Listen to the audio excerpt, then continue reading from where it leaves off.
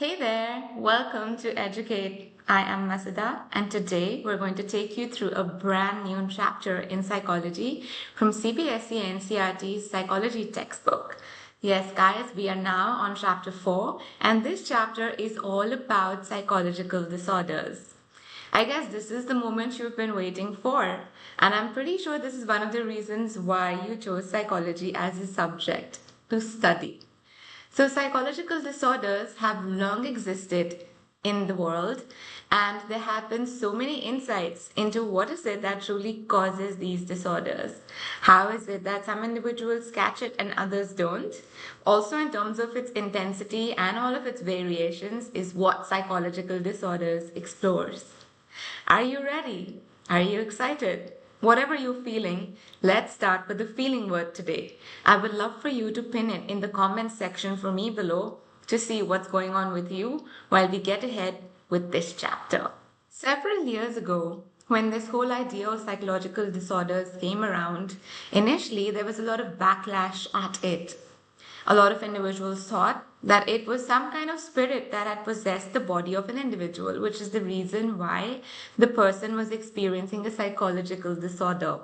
However, in other cases, some also found out that to rid the body of the evil spirit, they would have to perform exorcism so that the person could be free of the spirit that was creating this disorder. Interestingly, as things advanced, it was found out that individuals actually experience some kind of illnesses which were emotional in nature, which were the reason behind the cause of the disorder. And therefore came the advent of asylums. But asylums themselves, guys, was something which were not very sane for individuals to live out of. And there are so many tales and stories to do with asylums which are rather scary, which is what we will explore in the course of the chapter together. But for now, what's more important is to unravel to you the meaning of the term called abnormality. So, in your understanding, what is it to be abnormal? What does abnormality really mean? Is it something that is supposed to be normal? Maybe we're the ones who are not normal, and the ones who are abnormal are the normal ones? And who really chooses and talks and tells and decides what's the truth? So, back in the hood, with all of these thoughts in mind, individuals began to really explore what abnormality essentially meant. What that really means is what we'll discover together now. I request you to pull out your textbook, your highlighter, marker, and your pens, whatever. And it'll be great if you guys can go along and mark up as we study together. These keywords are going to take you a long way in understanding the course content better. So let's start with the chapter now. We'll start with the meaning of abnormality. So the word abnormality literally means away from normal, right? So there is this being away from normality. And of course, the deviation has got some clearly defined norms and standards. So all of us, for our normality, there are certain norms by which we stand by, which claim that, oh, we are normal. Okay, so abnormality is just simply what is away from normal. Of course, the word abnormal, it comes with some 4Ds. What these 4Ds are, they're very useful, whatever they are, to help us define psychological abnormality. So here we go. The 4Ds are deviant. Deviant is anything which is very different. It's extreme, unusual, and bizarre in its nature. And it's something that sets us apart from others very drastically, right? It is also distressing. Anything that is distressing is largely something that is unpleasant. It is upsetting, and it is, to the individual who is affected by it and to others who are around this individual. So, of course, it's creating stress for the one that's experiencing the disorder as well as those individuals who are taking care of the one who is disordered. So, it is distressing. It creates a lot of dysfunction. So, when we arrive at dysfunction, it's talking about the interference that there exists to the individual who is experiencing the disorder to carry out their daily activities in a meaningful and constructive way. Okay, so all of those small things which we're used to able to do, which is to get up and to make our beds and to dress up and to move out and do the tasks which the day calls us to do, is simply something that is not easily available to this individual who is, experiencing the disorder. So those daily activities are not meaningfully met. And yes, of course, these individuals are also dangerous because the affected individual might be of danger to himself and to others around. Where this comes from is what you'll understand in the course of studying the disorders in detail. But as of now, if the individual's behavior is exhibiting these 4 Ds, which is deviant, distressing, dysfunctional, and dangerous, they are said to be individuals who are, in the midst of a psychological abnormality. Okay? Okay. Now, of course, there are so many definitions of what is a disorder over the years, and there are no ideal models or some normal models for it just yet. However, there are various approaches which did come about to distinguish between what is normal and what is abnormal.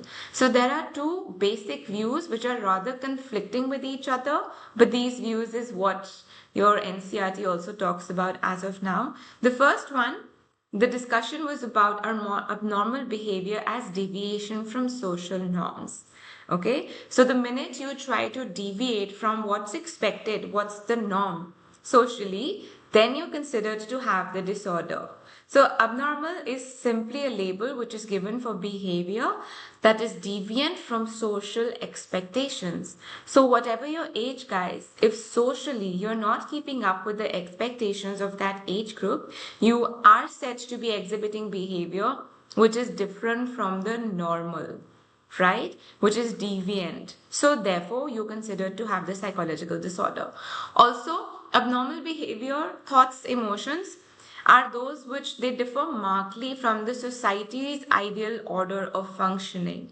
Okay, so the society sees, your thoughts, behaviors, emotions to be carried out in a certain way. But if there is a drastic difference in the way you're thinking, behaving, and emoting, which is very distant, which is very distinctly deviant from the society's way of functioning, then it is claimed that you do have this psychological disorder, right? So the first view is that of abnormal behavior as deviation from social norms, and this explanation was all about the social norms.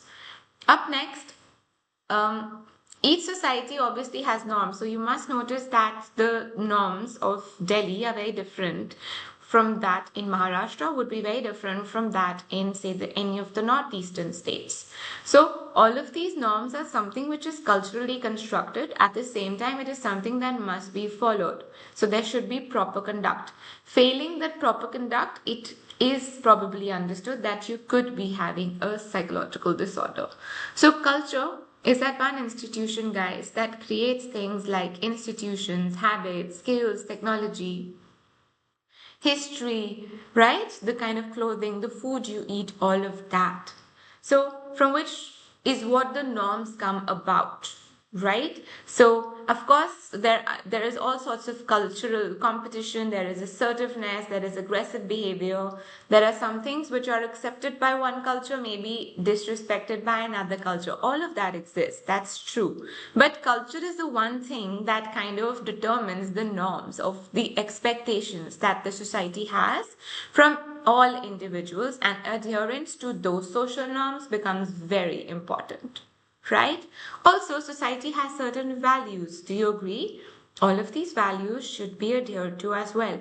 So historically, or it was seen that homosexuality is viewed to be abnormal by the DSM, but not anymore though. But then again, it is the society's values which are creating what is normal and what is abnormal. Okay? Okay. Also, all of this assumes that the socially accepted behavior is not abnormal. And normality is nothing more than conformity to social norms. So all you've got to do is just show some kind of, confining or conforming to the social norms, and then you will not be considered abnormal according to this view, the first view. right? Which was all about societal expectations, culture's value, and social norms. The second important discussion, which helps us to identify whether if an individual has a psychological disorder or not, of the two, is that abnormal behavior as maladaptive. So anything which is not adapting to what is the normal is said to be abnormal, simply. So the criterion for determining normality of behavior is that not whether the society accepts it or not, right? But whether if it fosters well-being or not. So the criteria here is not just societal nature, laws, etc., values, etc., but it is whether if the well-being of the individual is something that is taken care of, if it's accepting the well-being of the individual, of the group that he or she belongs, it can lead to maladaptation, which is not being able to adapt to whatever are the expectations. Also, simply the maintenance and survival, but also growth, fulfillment, and actualization potential of the individual is something that should be met. If this is not being met, guys, that simply means that the individual is not adapting well to the society. They're not able to maximize their potentials. They're not able to move towards growth or fulfillment of their own goals and really actualize who they truly are, which is what might just hamper the well-being and therefore their adaptation to wherever it is that they exist. Okay, so confirming behavior can be seen as abnormal if it is maladaptive. Okay, which means that it interferes with optional, whatever is the optimal functioning of the individual and the growth of the individual. If it's taking care of that, then you are not considered to be abnormal. However, if you are conforming consistently to behavior which is maladaptive, guys, that is said to be something that could include abnormality. Also, describing the behavior which is maladaptive implies that a problem exists, right? Whenever you're snooping around looking for what the faults are or where the gaps are and where something is not complete, that means you're looking out for the problem which actually exists. So for instance, either vulnerability in the individual or inability to cope with that exceptional stress in the environment, all of this have led to problems in life, right? All of you also must have noticed that whenever you're able to keep up with the demands of the school or with friendships, etc., it does tend to create this sense of, lack of fulfillment within you. You'll have some problems in areas of your life which can feel overwhelming at one point in time, and therefore that behavior is considered to be maladaptive. Okay. Unfortunately, guys, right at the beginning of the chapter, I must let you know that there is so much stigma that is associated with the psychological disorders, right? So wherever there is abnormality, of course, people refuse it. So the stigma that's related is something that individuals, they have vague ideas and hurtful judgments, right? People, if let's say a parent's child gets diagnosed with ADHD, so whatever ideas that others might have or the parents themselves might have, they could have some hurtful judgments about the psychological disorder itself, which actually might make it worse for the child, right? Also, understanding is based upon superstition, ignorance, and fear. A lot of people are not able to truly accept that a disorder like that could exist. They believe that having psychological disorders is something to be actually ashamed of, unfortunately, because they feel like there is a lack of thereof in them, or maybe the loved one who is acquiring the disorder. So all of those above mentioned tendencies, they create stigma and about the psychological disorder, which is largely due to individuals who hesitate to consult the doctor and psychologist then, right? Because they would feel like, no, everything is okay with me and nothing is truly wrong, and they might experience a sense of denial. Okay, now to curb this stigma which exists in our society, it is so important, guys, that our psychological disorders should be just viewed like any other illness. It is something that could happen to anyone, literally, regardless of their class or status or gender or whatever, and it doesn't quite matter, right? So it needs something, it needs help, it needs some kind of support and guidance rather than denial. Also, abnormality is defined through the second approach, which is all about maladaptation rather than failure of societal norms. So the first approach is just conceptualizing the psychological disorder as a label, unfortunately, right? Because that's what the social norm says it to be true. However, maladaptive approach is rather helpful because it helps you to identify it and also look at alternative treatment effectively and timely. Now, unfortunately, psychological disorders have a large history. They come through a lot of, cut. We'll do the historical background again. Let's go back and map the history of these psychological disorders. So, guys, very interestingly, way back, and listen to this like a story now. All those individuals who were inflicted with the psychological disorder, it was questioned whether if these individuals were actually experiencing a disorder because of some faulty genes or some excess production of some fluids within the body, or was it to do with the individual being, bitten by a vampire, or was the body of the individual was actually possessed by a spirit. So all of those questions went around, and individuals wondered whether if the disorder was something to do with demonology, with vampirism, or was it something to do with possession, and whether if it needed exorcism. So all kinds of shamans who are the medicine man, they they do a lot of with the jhadu. They tend to try to rid the body of the individual of whatever is it that's possessing them. All of those things went around, and individuals actually started to be pushed aside, outcasted from the rest of the world, which was very unfortunate. These are the individuals that actually needed help and support, and unfortunately, they were pushed away by the society itself. So all of these things went around, and it's only until the very late of the 18th century that asylums were introduced, and unfortunately they have their own horrors and stories to tell. So with this in mind, let's go ahead and explore what NCERT tells us about the background of the historical nature of psychological disorders. So when we look at the history of the background of the psychological disorders, you will see that it starts with these three perspectives and it carries forth. The first one being the supernatural or the magical approach. So the supernatural or magical approach, it just assumes that, abnormal behavior is caused because the individual's body has been affected, it has been possessed by an evil spirit or the devil. Right? And the only way to remove this devil of the individual's body is by using exorcism. So exorcism was a technique. I don't know how many of you have actually watched the movie called Exorcism of Emily Rose, where Emily Rose is an individual who was possessed by a demon, and this entire method of exorcism is employed upon her. It's almost like counter magic and prayer, which removes the residues of the individual affected by an evil spirit, right? So it's something that is performed by the priest of a church.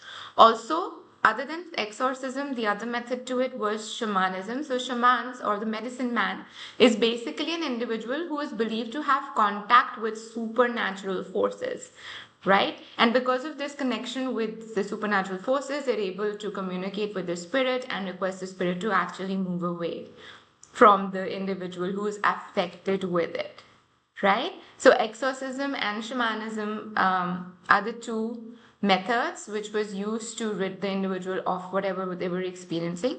And of course, from them, an afflicted person could learn that which spirits are responsible for his or her problems and what needs to be done to appease them, right? So the shaman himself would figure out what was needed to be done to help the individual be free from whatever pain and suffering they were experiencing. So this was the first of the three approaches, guys. The first one being the supernatural or magical approach. We'll now move to the biological or the organic approach. Right? That was external, and as this sounds, this is more internal. That means it's happening from within the body. So historically, individuals, they were said that they behaved largely differently. Why? Because their bodies and brains, they were not working properly. Imagine, that's what they figured in. But in the modern era, there is evidence to that, right? So if back in the hood they could explore that, and of course they found more evidence to it. So the body and brain processes, they are linked, guys. There are many types of maladaptive behaviors, and those behaviors are creating actual chemistry issues within the body. And what they found out was that correcting these defective biological processes, it actually helps to improve the functioning of the body and therefore the disorder. So if the chemistry could be enhanced and improved within the body, the disorder would then vanish. So this is the second of the three approaches to the historical background. The third one being the psychological approach. The psychological approach had to say that individuals are not, experiencing maladaptation or abnormality because of the possession of a spirit or because of the vague chemistry within one's body, but it's actually all of those relationships that they have, whatever inadequacies that the individual experiences in the way they think, feel, perceive the world is what is causing the disorder. Right? So all of these perspectives, natural, magical, biologic, organic, or psychological, they have reoccurred through many important periods of the history of our civilization. And what this looked like across civilizations is what we will now discuss. Okay, guys. Let's just look at these ancient civilizations to understand how did they truly use the three approaches, which is the psychological, the biological, and the supernatural approach to explain the understandings of abnormality. Let's start with Plato.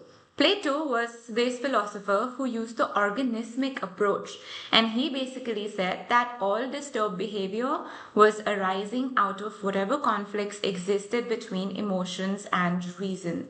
So, whenever the individual was caught between overwhelming emotions which they were not able to probably regulate or deal with, as well as with reason, that is when the individual experienced abnormality, and this was the organismic approach as explained by him.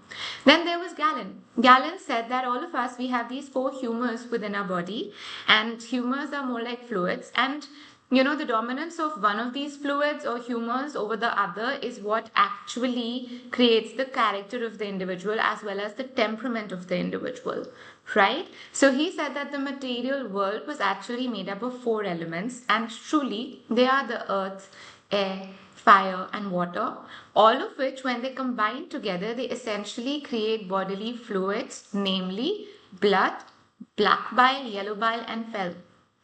All of these are associated with the nature of earth, air, fire, and water, right? All of the four humors, they need to be present in balance. However, when one fluid gains dominance over the other, for example, if there's more black bile over blood, yellow bile, and phlegm, that is exactly when the temperament or the nature of the person gets disturbed, and the individual then begins to show behaviors which are abnormal, considered to be abnormal. Right? So this was the approach which was given by Galen.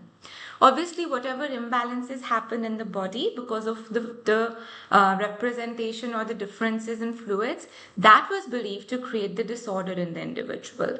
And according to what Galen said, the Indian notion of the three doshas is also quite the same, which is something we'll read up ahead in the course of the chapter. The three doshas are Vata, Pitta, and Kapha, which we also studied in Self and Personality. It's similar to what Galen had to suggest.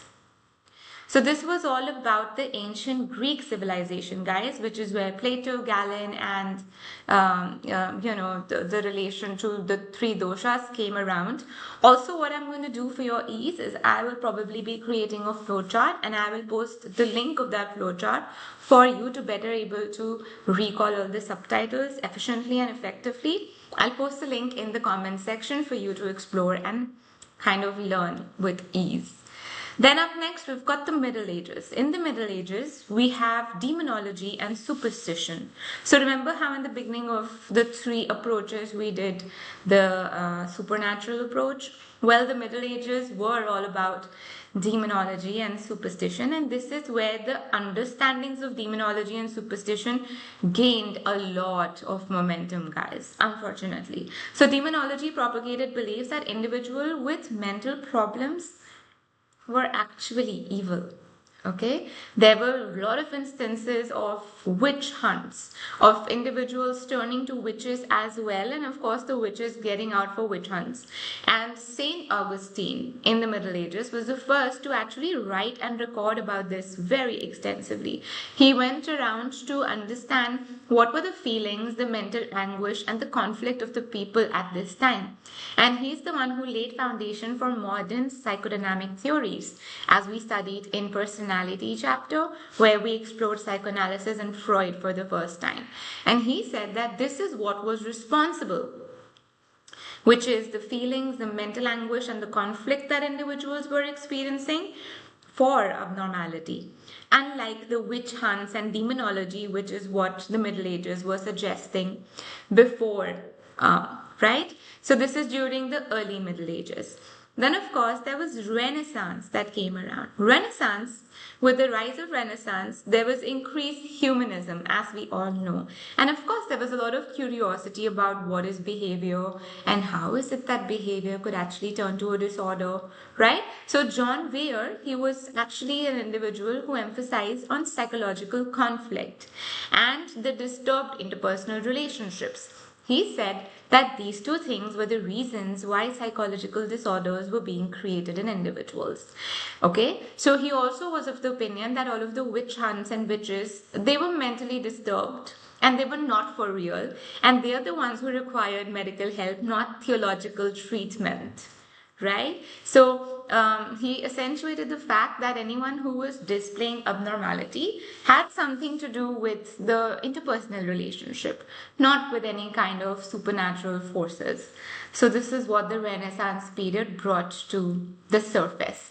Of course, then we move on and we have the age of reason and enlightenment. This is the time, guys, which is about the 17th and 18th century, and over here a lot of scientific method was actually replaced with faith and dogma as ways of understanding abnormal method, right? So a lot of faith, a lot of dogma which was associated with the stigma that was associated with the psychological disorder actually moved about, and the 18th century contributed to the development of the reform movement. Here there was increased compassion for people who suffered from all of these disorders. So these disorders actually went through, a lot of compassion and a lot of understanding in individuals, a lot of passion for these individuals rather than pushing them aside or making them go through those terrible, inhumane ways of dealing with a disorder, right? There are several such instances wherein individuals who are experiencing disturbances in behavior, they would just take a nail and a hammer and they would keep it here and they would, just hammer the individual 2 to 3 times, and poor individual was said to have gone through a lobotomy to kind of fix the symptoms that they were experiencing, which was rather unfair for these individuals, which temporarily did knock the individual out, but it created a lot of disturbances, of course, in the other frontal lobes of the brain, right? So this is the age of reason and enlightenment, and during this time in the reform movement is when asylums actually were initiated in Europe and America. These asylums were associated with, these were largely institutions where individuals who were experiencing a psychological disorder, they were sent, but they had their own horrors, which we will then talk about very soon. Of course, because asylums were not a great hit and the individuals were treated very poorly, the hygiene of the individuals were not up to speed. Also, the nurses and the other doctors within the asylums, they were, sexually, they were misusing the patients as well as not serving them proper food. And, when you stay around abnormality for a great deal of time, it does tend to tell on you. And these asylums were a horror back in the hood.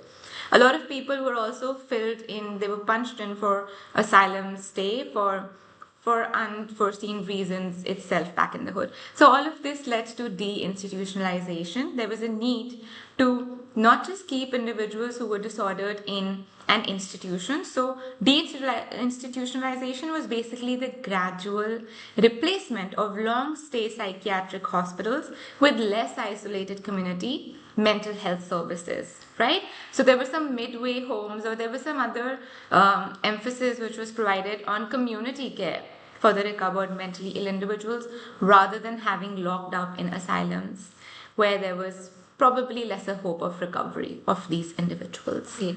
In the present time, which is the modern ages and the recent years, there is a lot of convergence of the three approaches, and they're now called as an interactionist approach, wherein there is interaction of the bio-psycho-social approach.